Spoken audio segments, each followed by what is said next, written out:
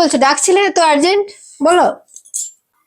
ডাকছিলাম মানে একটা তোমাকে জিনিস দেখাবার ছিল, মানে স্পেশালি তোমার জন্য আমি একটা কিছু এনেছি। আবার আবার আনলে? আরো খরচা? কতবার তোমাকে বলি, শুধু শুধু কেন এত জিনিস আনতে যাও? কি এনেছো আবার?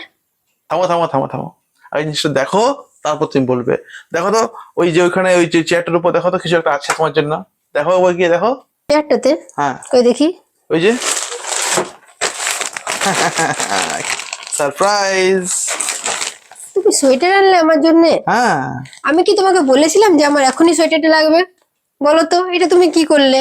না মানে এই সময় আমাদের এমনিতে টান টান চলছে, বলো তো, বেটুর জন্য খরচা হচ্ছে, ডাক্তার পাতি এত সব খরচা হচ্ছে, বলো তো কি দরকার ছিল না? না, আমি মোটেও এটা তো খুশি হয়নি, কিন্তু আমি বলে দিলাম এই সারপ্রাইজটা আমার একদম ভালো লাগলো না এই মাসে।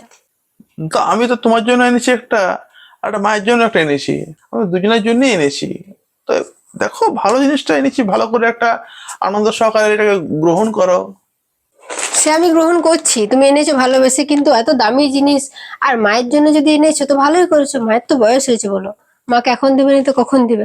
আর আমি তো তোমার সাথে সারা জীবন রইলাম, পরে দিতে। সময় তো পার হয়ে যাচ্ছে না, না?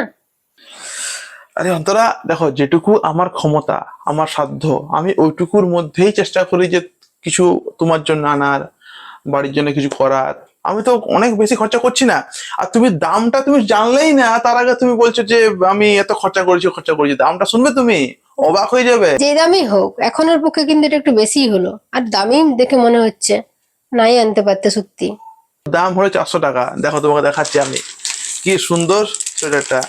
400 টাকায় পেলাম, সেল লেগেছিল, আমি কিনলাম তোমার জন্য। দেখলাম যে তোমার মোটামুটি আর কি ফিটফাটে আর কি হবে।